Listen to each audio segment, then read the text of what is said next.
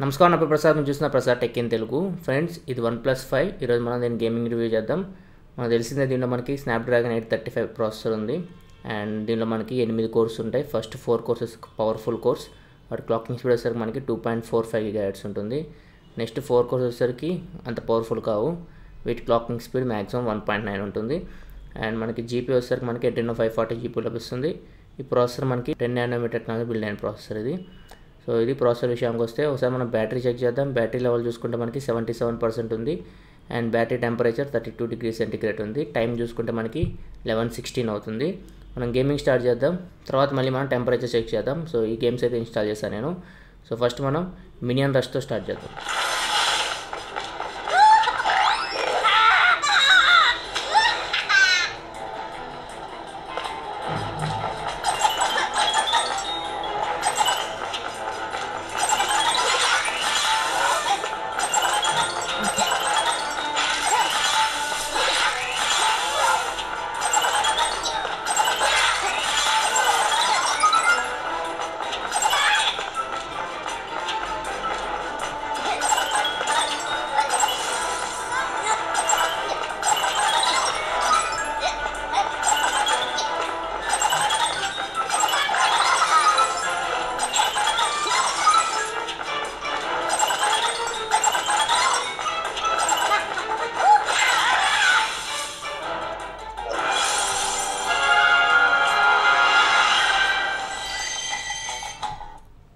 so ఈ game బాగానే handle చేస్తుంది సార్ నెక్స్ట్ మనం వేరే గేమ్కి వెళ్ళిపోదాం నెక్స్ట్ మనం గాడ్స్ ఆఫ్ రోమ్ ఆడదాం